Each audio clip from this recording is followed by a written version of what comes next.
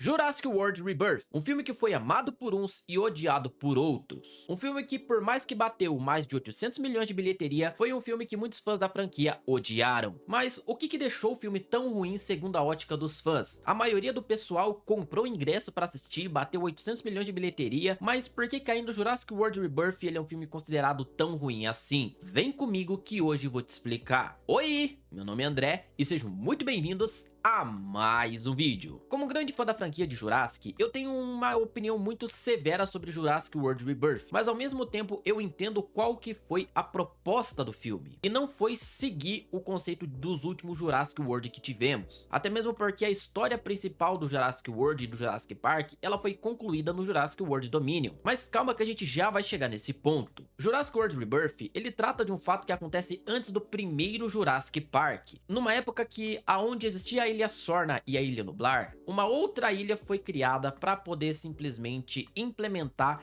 o conceito de laboratório de genética, aonde os dinossauros criados lá eram mandados para a Ilha Sorna, e da Ilha Sorna, se eles conseguissem sobreviver bem, eles eram mandados para a Ilha Nublar e aí sim inseridos no parque. Só que muitos fãs da franquia se esqueceu de um fato muito crucial na hora de julgar o Jurassic World Rebirth, que simplesmente esqueceram que a história principal do Jurassic World ela tinha sido encerrada no filme do Jurassic World Dominion. No primeiro filme de Jurassic World, nós vemos ali o primeiro dinossauro geneticamente criado, mas na linha cronológica de Jurassic World, o Jurassic World de 2015 apresentou para nós o primeiro dinossauro geneticamente criado, no caso o primeiro dinossauro criado em laboratório. Só que o que isso tem a ver com o restante da franquia? Posteriormente no Jurassic World Reino Ameaçado e principalmente em Jurassic World Dominion, nós vemos que a trama gira em torno da Maisie Lockwood. A Maisie Lockwood, ela foi criada a partir dos genes da própria mãe, sem basicamente uma inseminação artificial, mas foi literalmente geneticamente criado pela mãe dela, que tecnicamente era um Ctrl+C, Ctrl+V da menina. Literalmente isso. E em Jurassic World Dominion, nós vemos que a Maisie ela foi muito importante para poder salvar o mundo das grandes pragas dos gafanhotos gigantes, e principalmente nos é apresentado um laboratório que eles têm a genética mais pura dos animais. E naquele determinado momento do que o filme estava acontecendo, nós vimos uma realidade muito paralela que já estava começando a transição. Depois de nós termos conhecido em Jurassic World Reino Ameaçado que os dinossauros eles estavam sendo leiloados,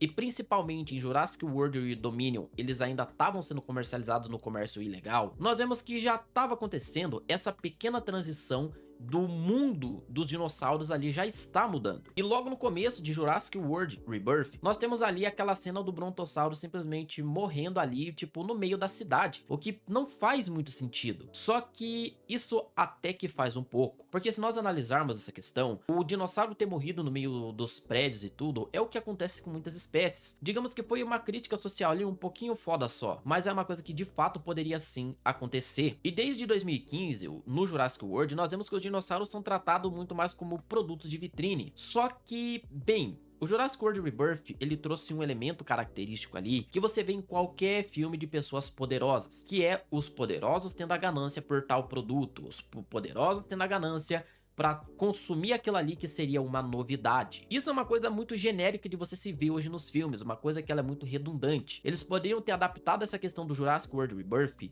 tirando um pouco o foco disso e trabalhando melhor a questão do real do que aconteceu antes do Jurassic Park 1. Um filme que trabalha muito bem essa questão de conseguir adaptar uma época antiga numa época nova é o próprio Kong, a Ilha da Caveira, que nessa temática conseguiu adaptar muito bem o que aconteceu lá na década de 70 num filme atual. E é isso que é interessante da gente se ver. Digamos que foi uma espécie de remake do filme das antigas para um filme atual. Por mais que o Kong, a Ilha da Caveira vai fazer mais de 7 anos que foi lançado, é uma coisa ali que ainda hoje é um filme que ele consegue adaptar muito bem isso. O que deveria ser feito em Jurassic World Rebirth. Teria muito mais nexo o filme ser assim do que ter sido daquela forma. Só que eu não tô aqui para criticar como o filme foi bom, como o filme foi ruim. Foi para tentar ajudar muita gente a entender qual que foi o verdadeiro propósito do filme. A ideia de renascimento por trás do filme foi uma nova fase desse universo dos dinossauros. Por mais que eu acho que o filme ele deveria ter sido adaptado da mesma forma que foi o Kong, a Ilha da Caveira, eu acho que Jurassic World Rebirth poderia ter tido isso para depois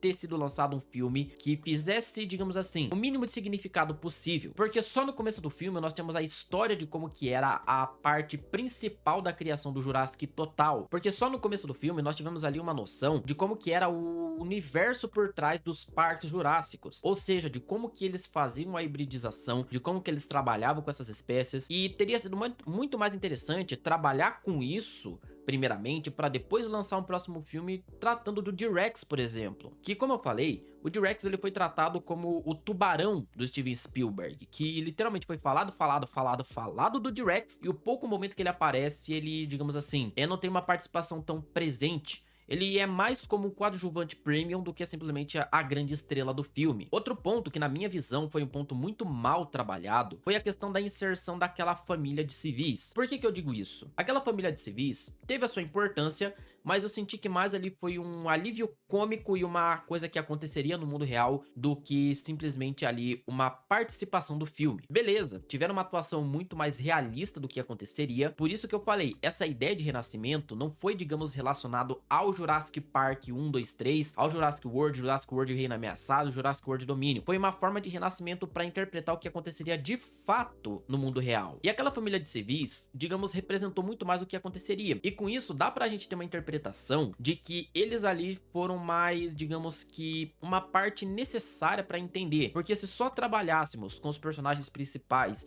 que foi fazer a coleta e tudo mais, nós teríamos uma visão de filme um pouquinho mais decepcionante. Porque se fosse somente focado neles, geraria um filme muito mais não relacionado ao Jurassic como um todo. Então Jurassic World Rebirth foi um filme que ele teve a sua interpretação muito mal adaptada, até mesmo porque fizeram um marketing e entregaram um filme totalmente diferente. O intuito do filme, galera, não foi abranger o universo do Jurassic como um todo. Foi um filme que foi muito bom, porém foi um filme que, na minha visão, como criador de conteúdo, como escritor e tudo mais, ele teve uma adaptação muito mais relacionada à questão de como seria o mundo atual. Não como se fosse uma, vamos dar uma progressão igual foi, por exemplo, em Godzilla. Aquilo é uma ficção que seria impossível de ser feita. Mas, se a genética fosse possível trazer os dinossauros de volta à vida e acontecesse exatamente o que aconteceu desde o primeiro Jurassic Park, aquilo seria muito plausível de fato acontecer. Isso que eu nem coloquei ainda a questão da previsibilidade. Eu, como um escritor, eu sei que o principal de um filme de ação, suspense, história, aventura e enfim, é a questão de você deixar imprevisível. A imprevisibilidade hoje é um fator que transforma o teu filme, transforma a tua história numa questão muito boa. Transforma assim numa questão que você tá vendo um personagem que tudo indica que ele vai morrer, mas ele acaba vivendo.